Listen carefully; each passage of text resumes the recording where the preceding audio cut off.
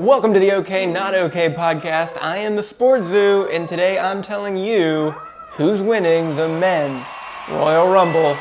And we'll get to that at the end of the video because we are booking the entire men's Royal Rumble all the way from 1 to 30. We're telling you who all the special entrants will be, who all is not going to enter the Rumble, and of course, every single elimination until we get to the one who will be main eventing WrestleMania. And last week, we did the very same thing for the Women's Royal Rumble. So if you missed that one, we'll link to it below. So be sure to go out and check that one. So with that, let's just get this started with number one. It will be the Hall of Famer, Rey Mysterio. He already declared for the Rumble, and he hasn't been in it in a little bit the last 2 years. So let's just get him started right off the bat as number one. At number two, it will be Penta. Such an incredible start for this man since he came to the WWE on the second week of Raw on Netflix. And of course, we have to give him a full entrance here, just like the Usos got last year at numbers 1 and 2. I think this is a matchup a lot of people wanted to see, so this is going to be our very first taste of that matchup. So Rey Mysterio and Penta are starting this match. At number three, well, we're going to go with Dirty Dominic Mysterio. And Dom's been each of the last 4 Royal Rumbles, but amazingly enough, he has never been in the ring at the same time as Rey. That's because Dom was eliminated too quickly in both 2021 and 2022. And while Rey and Dom were 17 and 18 in 2023, Dom injured Rey backstage, so Rey never entered that match. And then of course, Rey was not in last year's Rumble either, so let's get that very strange streak to end right here. So we have 2 Mysterios and Penta in a very intriguing 3-way dance. At number 4, we'll go with Ludwig Kaiser. We hadn't seen him until just a few moments on this week's Raw, so I think it's time for him to get back in the ring. He will go right after Penta and leave the Mysterios to their business. And while he hasn't had much success winning matches, well, I think the WWE needs to at least reward him with a spot in the Rumble for his good work. So let's go to number 5. It is Joe Hendry. And yes, I believe he has to be in this match. He's no stranger to NXT, and as the TNA World Champion, just like we did last week with Masha, we have to include Joe Hendry now that we have this official WWE TNA partnership. So he for sure is getting the nod, and he'll go right after Ludwig Kaiser. But we will still have no eliminations until we get to number 6 with the Samoan werewolf, Jacob Fatu. And he, of course, wrecked Braun Strowman on Saturday night's main event. Unfortunately, he was credited with a loss there that we'll complain about tomorrow on our betting podcast. Nonetheless, Fatu will be hungry for some more meat, and he's going to immediately eliminate Ludwig Kaiser from this match. So he is the very first elimination, but that means Hendry is going to be very close to Kaiser still, so yeah, Fatu's tossing him over the top rope as well. And then we see him turn to Rey and Dom, and he's gonna make quick work of them too. He's gonna stop a Hurricane Rana attempt by Rey, and he's just gonna toss him over the top. And then Dom will look at him, and he'll of course try to buddy up with Fatu. But just like he did with Carmelo Hayes a couple weeks ago, he's not going for this. Dom is also getting tossed out right here for eliminations in this very quick time period. But that will take us to number 7 with Chad Gable. He sees he still has a luchador problem in the ring there with Penta, so he's going to attack him. However, for him, that is a bad plan, as Fatu's just going to end up grabbing Gable and pretty much immediately tosses him out. So we get a square down with Penta and Fatu. And yeah, Penta's going to wow the crowd with a couple incredible moves for just a moment, but you might guess that's not going to work out well for him either. Fatu is just too strong. he shows off himself with a mighty moonsault, and he heaves Penta out over the top rope. So yes, this year is going to be one of those years where we have a moment where Jacob Fatu is standing in the ring alone, all by himself, for a good 30 seconds for the crowd to take it in, because we have a new humongous superstar on our hands. But things are not going to be easy for Fatu, because at number 8 is your Intercontinental Champion Braun Breaker. He's of course not intimidated by Fatu, and they had a brief stare down a couple months ago on Raw when the new bloodline invaded Raw. So we get to see these two hosses throw down for a few minutes, but of course we've got to get some men back into this ring, so no eliminations. That takes us to number 9. It will be the return of Omos. And I guess that means the men in this ring are just getting bigger and bigger. And I have to admit that Omos was not in my original plans, but then we saw the news that he handed over his GHC Tag Team Championship and said that he was returning to the WWE. Well, this is the one time that the WWE actually likes to use him in the ring, so yeah, here he is, and he's gonna make this a 3-man battle for a bit, so no eliminations. At number 10, it is time to yeet, because main event Jey Uso is entering the Rumble. Fortunately for him, there's going to be 3 big meaty men in the ring who are going to be well occupied with each other.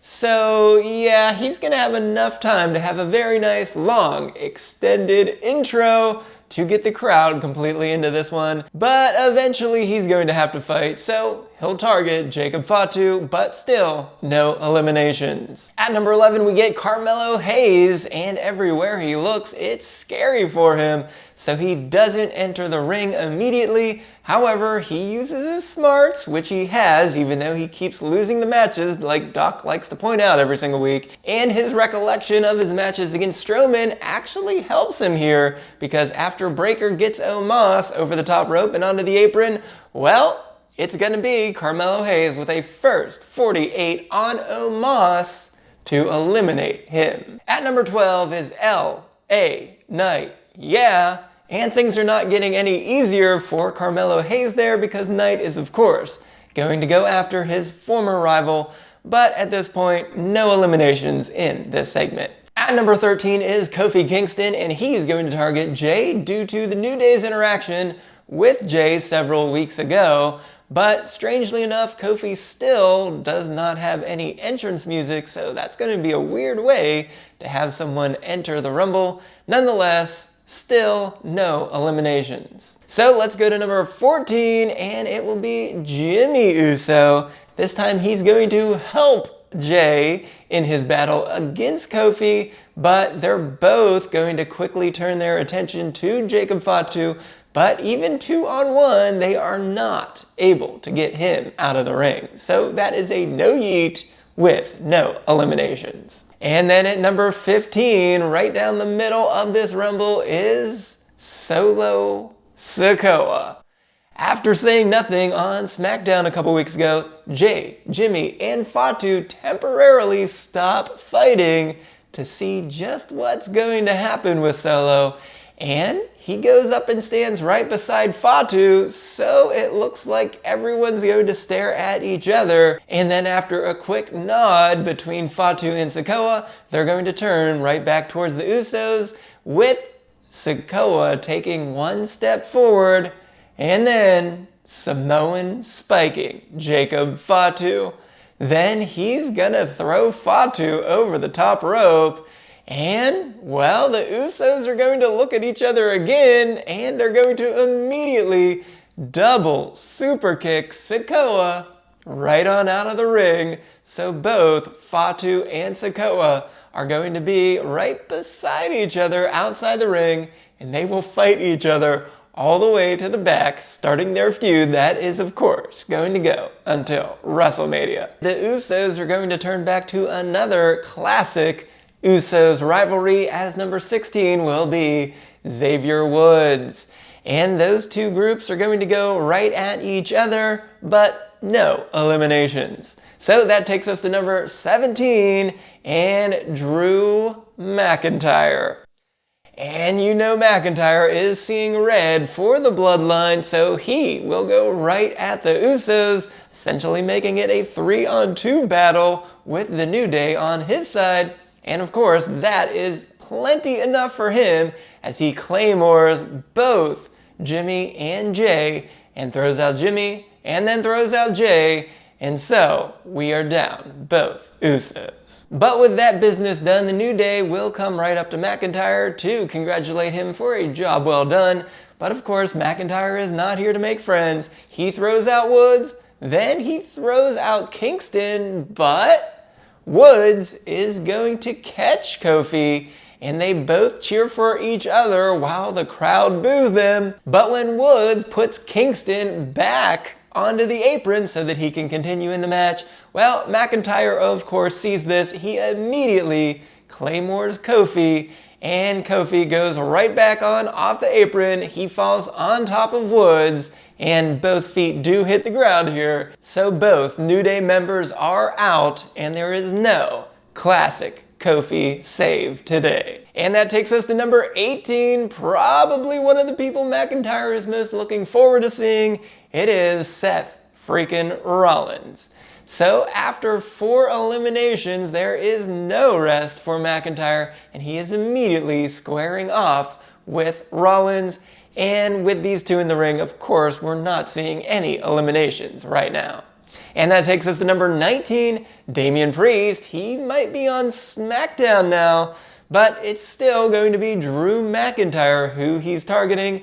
And in fact, him with Rollins as well takes us back to that failed Money in the Bank cash-in attempt this past summer. But there's no cashing in on any eliminations here either. So that takes us to number 20, and Finn Balor. And this is Balor's first appearance since losing his street fight to Priest.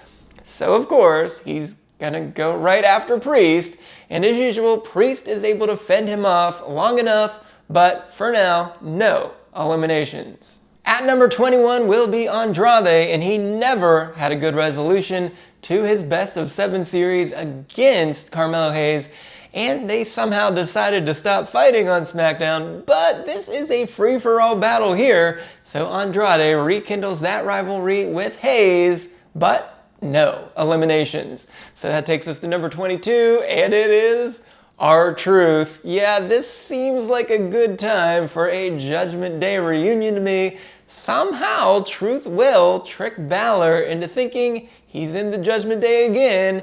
And when they go for a double team on Priest, well, Truth pushes Balor right into Priest for a South of Heaven chokeslam. So Truth goes on to do a 5-knuckle shuffle and an AA on Balor right on over top of that rope, and he is out. So Truth and Priest laugh about it, only for McIntyre to then blindside Priest to the mat, and unfortunately for everyone in the arena, he's going to throw out R-Truth. At number 23, we will finally whoop that Trick as former NXT champion Trick Williams makes his main roster debut in the same way that Braun Breaker did last year.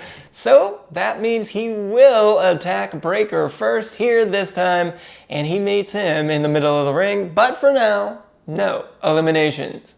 So let's go to number 24. It will be the Maverick, Logan Paul. And after interrupting Gunther and Rollins on this week's Raw, it is going to be Seth Rollins who he attacks first. But again, no eliminations. At number 25 is Shinsuke Nakamura, and the US champ gave away his entry on SmackDown, which was a bummer for sure, but it is no surprise that he's going right after LA Knight, and Knight thinks he is ready, except that Nakamura is going to immediately miss him right in the eyes, so Knight is going to be blinded, and Knight is going to get tossed out. And when Carmelo Hayes sees this, he's going to dap up Nakamura, but Nakamura gives him a very scary look, so Hayes is going to back away, which gives Andrade time to knock Hayes over the top rope onto the apron. And while Andrade is trying to eliminate Hayes, out of nowhere from behind, Trick Williams is going to dump Andrade out. So Hayes is in complete shock by this turn of events, and he says, "We, them," and points to go after Braun Breaker instead, but Trick just gives him a look, and Trick shots him right over the top rope. So that finally gets Breaker's attention, and as soon as Trick turns around, he eats a spear and then easily throws Trick outside the ring. So that takes us to number 26. It will be Sami Zayn. After losing to McIntyre yet again on Raw, he of course sets his eyes on him, but just as soon as Sami enters the ring, Kevin Owens slides into the ring from the backside of the ring, and he immediately stuns Sami and tosses him outside to the floor. So Zayn is immediately eliminated, and this gives McIntyre another laugh, but we're going to have to pause here for a moment because that means we need to talk about this one a little bit. In the Undisputed WWE Championship match, Sami Zayn will run out at the end of the match with both men very tired and leaning woozily up against either side of the ladder. Zayn will stand there and look at both men, and Owens will see him and he will smile at his best friend. But Owens is wrong, as Zayn is going to haluva kick Owens instead and give Rhodes an easy climb to the top of the ladder to retain the title. But let's get back to the match at hand here, because at number 27 will be the OTC Roman Reigns, and McIntyre's grin is going to quickly fade away, and he's going to watch Roman Reigns take just about the entire time to saunter on down to the ring. But when he finally gets there, he's going to hand Paul Heyman the Ulafala, which he will hold at ringside. And finally, once he finishes this, he stares down McIntyre and gets into the ring. But before those two can touch, Shinsuke Nakamura comes from the side with a Kinshasa to Reigns, but Reigns is going to sidestep that and clothesline Nakamura out of the ring. So McIntyre will then run at Reigns and the fight is on, but for now, no more eliminations. And that takes us to number 28 with CM Punk, and when Rollins hears his music, he's going to stop everything and wait for Punk to enter the ring, and of course, those two start swinging away, but no eliminations. At number 29 will be the greatest of all time, John Cena, and with the others occupied, it's going to be Braun Breaker who Cena first meets in the ring, and this is only because we need to test out this interaction for the future. But still, in this segment, no eliminations. And at number 30 is the surprise return of the Viper, Randy Orton.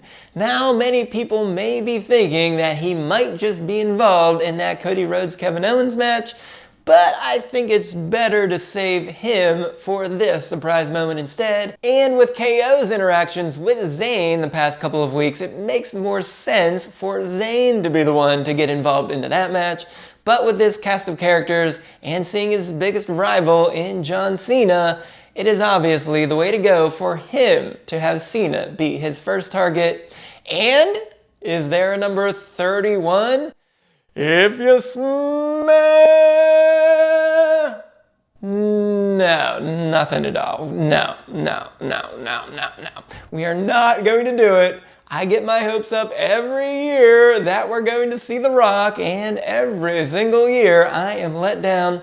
And after that Netflix premiere, I just have no faith in the final boss. So no, The Rock is not going to enter this match. And that is especially a bummer for me because I've predicted The Rock versus Cody Rhodes at WrestleMania since my prediction video right after SummerSlam.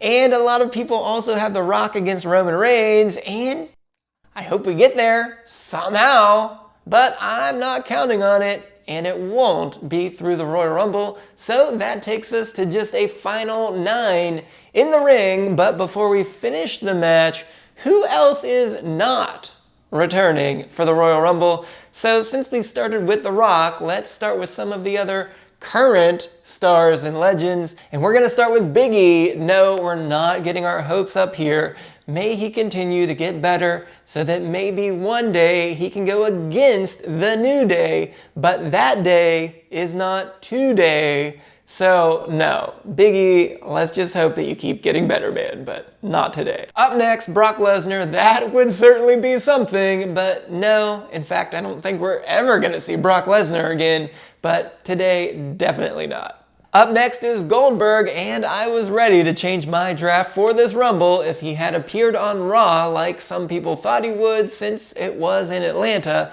Fortunately, he did not, so I didn't have to do that. So he can have one more Saudi match and call it a career, but he's not getting one more Rumble shot. Up next is Shane McMahon. Well, I guess those AEW rumors have subsided, and he's got to appear at least one more time because his last time in the ring cannot be that embarrassing WrestleMania injury. But with all the star power in this year's Rumble, well, maybe let's save that for next year. In the next category, we have the announcers, the GMs, and other backstage personnel. We don't need to have another repeat performance from Pat McAfee, and I think Corey Graves is owed a shot after being moved to NXT, but that's not going to come in a Royal Rumble. So again, this year is not going to be the year for any of them with so many top stars involved. In our next category, let's go to NXT, and just like the women, there are so many good choices, but so few spots. We actually had 2 NXT wrestlers in 2024, but that was the first time we had any of them since 2021. So if there's only one this year, it has to be Trick Williams. And that's because he's basically knocking on the door of the main roster at this point. And I'll admit, yes, it is tough to leave out Obafemi, but we're gonna let the man do his work for now in NXT, and of course, there is always next year. So our next group will be the injured superstars, and AJ Styles is clearly the most difficult call of the entire Rumble because we've got rumors recently that he really is probably healed up at this point, so he is alleged to be showing up at the Royal Rumble this weekend. And with him debuting at the Rumble 9 years ago, if he is cleared by the doctors, it makes sense for him to make an appearance.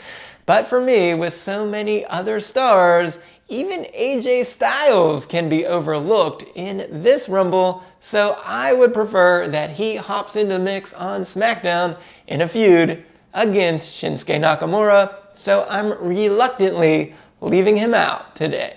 Big Bronson Reed is next, and yes, he'd be great to have in this spot, but he's allegedly out until after WrestleMania, so that means there's no chance of his return. Ilya Dragunov is another story. There are reports out there that he's making a superhuman recovery from a torn ACL. Man, that was just in September, so that is crazy if he's already training in the ring, but come on now, we need him to be healthy for the long term, so let's not rush him at all here. I'm not risking it, we're leaving him out. JD McDonough, I will say that I didn't have him in the Rumble anyways, but after that crazy injury from his moonsault on Raw, puncturing a lung and breaking some ribs, he deserves a special shout out here while he recovers. Now let's go into the non-injured current roster. Now we have to first talk about the loser of the Undisputed WWE Championship match,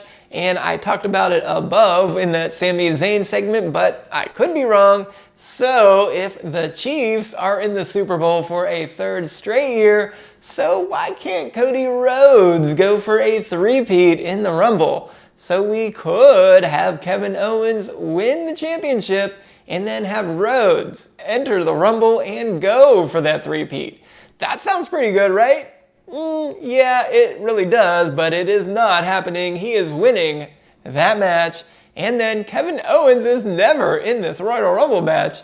At least that's what it feels like, because his last appearance was actually in 2022, and he's only ever been in 3 normal Royal Rumbles. He was also in the greatest Royal Rumble, but we're not going to count that one. So 3 Rumbles in a decade, yeah, he's not showing up again. Likewise, the Motor City Machine Guns and DIY have plenty on their plates with the 2 out of 3 Falls championship match, so none of them are going to be in this match. Then we have Sheamus and Braun Strowman, so I'm going under the impression that Saturday night's main event was essentially their Rumble appearance. Since both of them lost their matches, it is easy to claim that they are not healthy enough to participate in the storyline, and especially Strowman after the way he was beaten down by Fatu. And I will say I initially had Strowman in this match, and after Omos's news, I simply replaced one monster for another, so I put Omos in, and so Strowman is out, and Sheamus was always right on the very edge of the cutting board floor, so unfortunately, with that Saturday night's main event, it made it easier to leave him out. Now let's briefly talk about the rest of the Raw roster with many more men than women. We're not going to talk about every single person here, so we're going to say it is a tough year with no spots to include the tag team champions in the War Raiders, and also Karrion Kross and Pete Dunne really deserve spots for their work, and we'd also love another comedy spot with Otis and maybe even Tozawa, but not this year. Then on the SmackDown roster, Tama Tonga's been doing some good things recently, but we just can't get every single OG and new Bloodline member a spot in this particular Rumble. And also Tonga Loa is still injured, so we're going to lump him in here as well. And so unfortunately both of them are not going to be in this match. Now, of course, The Miz just got moved from Raw to SmackDown, and he doesn't have anything going on at the moment, so it kind of makes it a little easier to leave him off, and especially because he probably has something going on with the Wyatt Six still once they finally reappear. And like I said last week with Nikki Cross, it just doesn't make a lot of sense for the Wyatt Six to really want or need to be in the Rumble. So no, Uncle Howdy and the other guys, they're gonna stay out. We also haven't seen the Street Profits in quite a while now, so no need to rush them back. They can miss this year's Rumble. And lastly, TNA stars. A month ago, I would have called you crazy to try to include anyone other than Joe Hendry, but now, well, it's not so crazy at all, and yes, there are plenty of notable and some less notable former WWE stars that are now in TNA, but I don't think this is the place for them to appear. Especially those that have a different name. I really don't think those are going to appear because that would just be a little weird, right? Anyways, I would say if anyone in this group is going to show up, it would be Jeff Hardy, making the most sense. But no, we're leaving him out too. So I think Joe Hendry is the only TNA star who gets a shot in the Rumble. And with that, let's get back to the match. As I said, we have 9 superstars remaining in the ring, and with the Viper back, of course, we have to get at least one RKO. So no, it's not going to be on Cena. So unfortunately, Damian Priest is going to be the sacrificial lamb since he's now on SmackDown, so those two can interact. So Orton RKOs Priest and tosses him out. And next, we've heard rumors of Logan Paul facing Gunther at WrestleMania, and winning the Royal Rumble would be the most obvious way to get him there. But nope, let's have Breakker spear Logan Paul, and so he's going to easily throw out Logan Paul's limp body out to the floor. And with that, it has been a good run with Braun Breakker, but he's still young and inexperienced, and that is nothing compared to the GOAT John Cena, so Cena then dumps out Breakker after he taunts Paul for just a little bit too long. Now that means with 6 men left, we have Drew McIntyre imploring Seth Rollins to see that they want the same thing, which is eliminate Roman Reigns. And for a moment, they are going to work together, but an opening presents itself and Rollins will instead stump McIntyre, and he will throw McIntyre out. But just as quickly, CM Punk then comes up from behind on Rollins, and he will eliminate his rival. And with both men now on the floor, they're both going to be completely enraged, and McIntyre and Rollins will fight outside the ring and all the way through the crowd and to backstage. That takes us to the Final Four, where of course we always have a nice little stare down between everyone who is left. This time it's Roman Reigns, CM Punk, John Cena, and Randy Orton.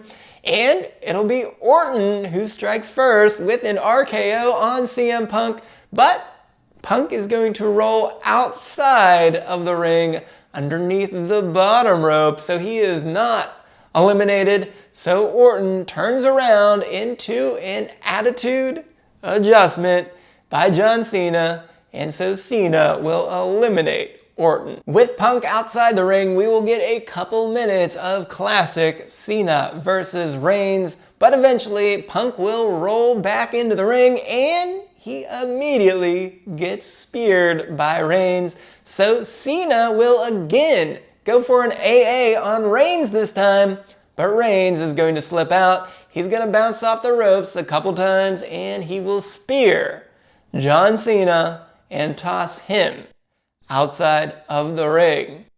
So that leaves us with the final two. So CM Punk slowly gets to his feet, and strangely enough, he is the one who puts up the one. And so Reigns looks at him quizzically and then turns around, and Heyman gets up onto the apron, so Reigns goes over to him, and Heyman's going to, praising the tribal chief, you're the tribal chief, blah, blah, blah, tribal chief, tribal chief, tribal chief. You know, his usual thing. But after a few moments of that, Paul Heyman is going to put the Ula Fala around Reigns' neck and then choke him. CM Punk immediately is going to clothesline Roman Reigns, and he goes over the top rope to win the Royal Rumble. As it turns out, putting up the one was the signal for Punk to call in his favor. So Paul Heyman surely didn't want to do it, but he had to do it. So CM Punk is going to WrestleMania. Well, last year we had some major shenanigans on the way to WrestleMania, so we probably will get the same thing again this year. So Punk's in-ring segment with Rhodes on Monday night really kind of messed up my thinking here and almost made me change my winner, as I didn't have Punk versus Rhodes as even a thought. But I'm just going to stick with the plan here. It seems that Punk reigns and Rhodes Cena is the current leader in the clubhouse by all the people in the know as the main rumors, so sure, as of this second, that's what we're gonna go with here. So we might as well have Reigns win the title over Gunther at the Chamber, and also have Cena win a chamber match to become the #1 contender for Rhodes' title. So, I'll be honest, I don't really like it. It's not really what I want to see as my two main events, as I already made those predictions a while ago. But for today, that is our prediction.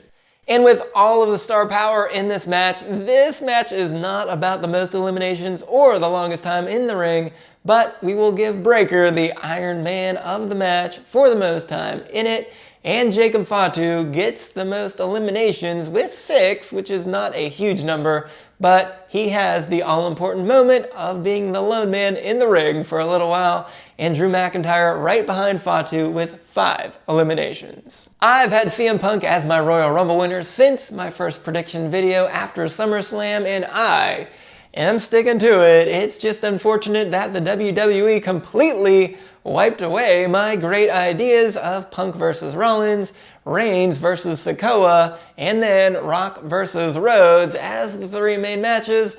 So, yeah, not looking good for me, huh?